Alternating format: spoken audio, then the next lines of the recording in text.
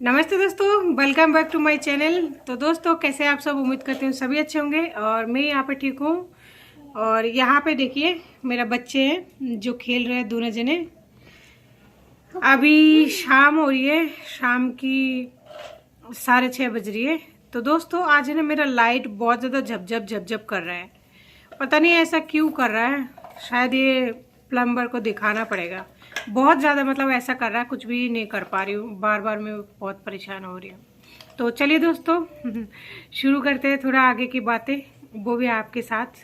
कल हमारी बात हुई थी, यानी पार्ट 2 में हमारी बात यहाँ तक हुई थी कि हम लोग जयपुर रहने लगे थे। तो जयपुर में रहने के बाद ही मेरा जो पति है, यानी सास को ख़त्म होने के बाद ही मेरे पति का अफेयर चालू हो जाता है। तो चालू होने के बाद में मुझे पता चल जाता है 1 डेढ़ महीने में। एक्चुअली उस लेडीज़ का फ़ोन आता है तो मैं कॉल रिसीव करती हूँ, तो उससे पता लग जाता है। तो उस टाइम वो मना कर देता है कि नहीं ऐसा कुछ नहीं है, कस्में वगैरह खाते या फिर जो भी कहता है आइंदा से ऐसा गलती नहीं होगा।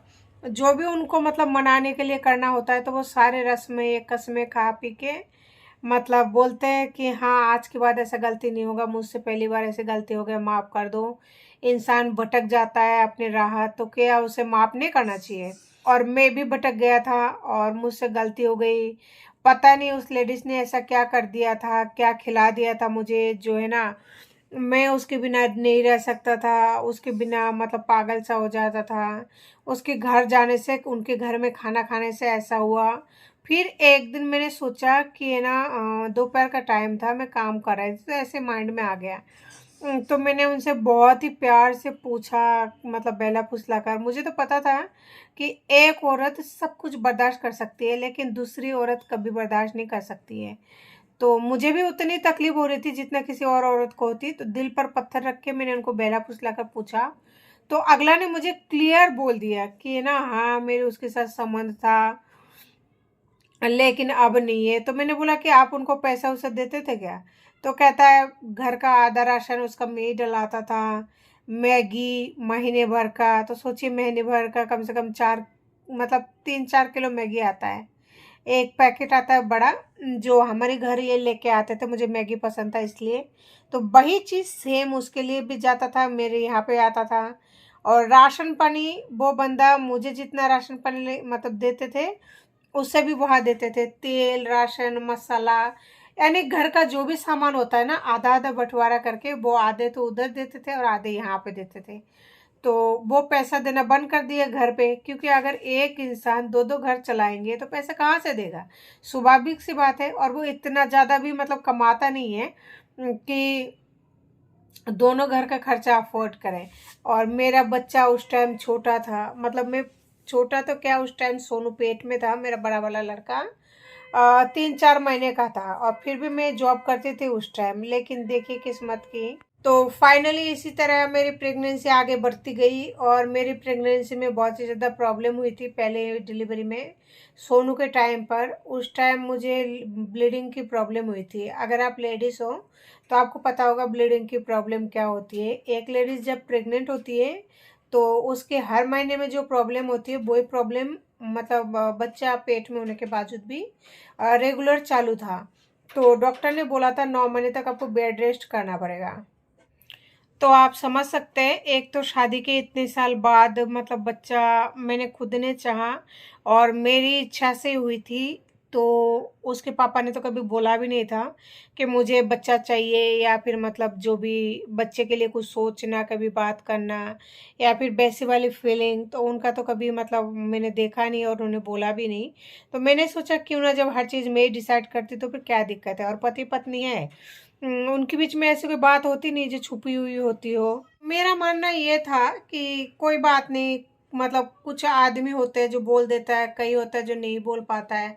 तो सबका स्वभाव अलग अलग होता है, तो हो सकता है इनका जो स्वभाव है मतलब थोड़ा अलग टाइप का है।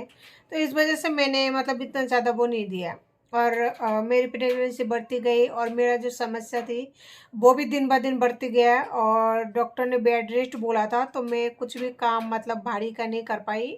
बेड रेस्ट तो कोई भी औरत लगातार चाहे कितना डॉक्टर बोल दे वो नहीं रहती है। काम तो करना ही पड़ता है जहाँ पर सिंगल हो। जैसे आप लोग अभी मुझे देखते होंगे हर वीडियो में कि मैं और मेरे दोनों बच्चे, इसके अलावा कोई तीसरा बंदा मेरे पास नहीं रहता या फिर नहीं रहती। तो वैसे ही मतलब जिस टाइम मेरे प्रेगनेंसी का जो टाइम है उस टाइम भी मेरा ऐसा था। एक्चुअली मेरे सच में कोई नहीं है। तो जो नंदे वगैरह है उनका यही काम रहता है कि कुछ देना या फिर लेना, तभी कोई आता है, नहीं तो कोई प्रोग्राम हो तभी आता है। इसके अलावा कोई रिश्तेदार कोई काम के लिए नहीं आता है। मेरे साथ तो ऐसा ही है। और मैंने इनके जो रिश्ते हैं उनको तो देख लिया है, वो भी कभी बताऊंगी। तो फाइनली इसी तरह मतलब मेरा प्रेगनेंसी बढ़ती गई और मेरी हालत दिन ब दिन खराब होती गई। मतलब एक बच्चे को जन्म देना मेरे लिए मौत की बराबर था, लेकिन फिर भी मैं अपने बच्चों को जन्म देना चाहिए, क्योंकि मैं चाहती थी कि इनका वंश आगे बढ़े और हमारी शादी को एक मतलब एक सफल शादी मतलब हो। हर लेडीज चाहती है, कौन चाहती है कि अपना घर टूटे या फिर कुछ नहीं हो। तो मैं भी यही सोचकर फिर मतलब बच्चे को जन्म देने की सोची।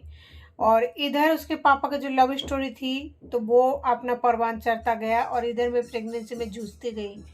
तो फाइनली मेरा डिलीवरी हुआ और बच्चे मतलब घर पर ही हुआ। वो लेके नहीं गए थे मुझे डॉक्टर के वहाँ पे, क्योंकि उनका मानना यह था कि ड्यूटी जब सुबह निकल के जाता है 6 बजे से पहले नहीं आएंगे।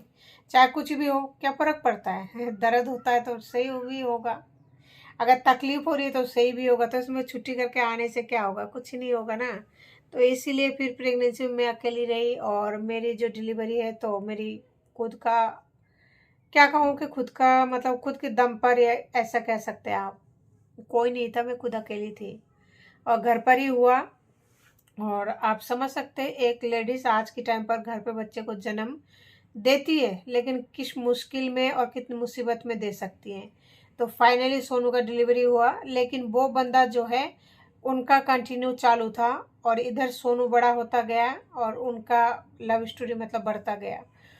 ऐसे ही वो बच्चा जब मेरा साल भर 1.5 साल का हो गया तो थोड़ा सा मतलब समझने लगा कि पापा है ये, थोड़ा मतलब समझते हैं ना, पहचानते हैं कि हाँ ये पापा है। तो उस टाइम वो तब से इनका मतलब जाना चालू हो गया उनके पास में। महीने में कभी मतलब 20 दिन जाता, कभी 10 दिन, कभी 15 दिन, ऐसे करके उधर ही रहते और घर पे आते। मतलब कुछ भी बात होता ना, कुछ भी बात हो जाता तो बंदा मुझे छोड़ के उसके पास चले जाते और इस तरह रात बिता के आते। और मैं बहुत तड़पती बच्चों को लेकर, जैसे अभी है ना 2 बच्चों को लेकर मैं अकेली रहती हूँ, वैसे ही रहती थी, बहुत तड़पती थी, रोती थी। और फाइनली इसी तरह गुजरते गए। और सोनू मेरा उस टाइम 6 महीने का था ना, तो तब मैं वापस से प्रेग्नेंट हो गई थी। तो मेरी प्रेगनेंसी इसी तरह मतलब लगातार चलती रही प्रेगनेंसी। तो इस वजह से भी मेरे शरीर पर भी बहुत फर्क पड़ा है, जिससे मुझे बहुत ज़्यादा नुकसान भी हुआ है। और इसके पापा का ये बदतमीजी की वजह से भी, जो कि मैं समझ नहीं पाई थी, कोई नहीं समझ पाता है। और मैं तो ये नहीं समझ पाई कि मुझे फाइनली मतलब सच में वो कभी छोड़ के भी चला जाएगा। ये मेरी मतलब सोच से परे था। तो जैसे 6 महीने का हुआ सोनू, तो दोबारा जो है मैं जो कहती हूँ कि मेरी लड़की ख़त्म हो गई, तो वो लड़की जो है मेरी पेट में आई। तब मैं यानी सोनू जो है मेरा बड़ा वाला लड़का 6 महीने का गोदी में, और दोबारा से मैं प्रेग्नेंट हो चुकी थी। तो दोस्तों आज की वीडियो को यहीं एंड करते हैं, नहीं तो वीडियो जो है काफ़ी ज़्यादा लंबी हो जाएगी। और इसकी जो आगे की स्टोरी है वो मैं आपके साथ कल शेयर करूँगी। तब तक के लिए नमस्ते, जय हिंद।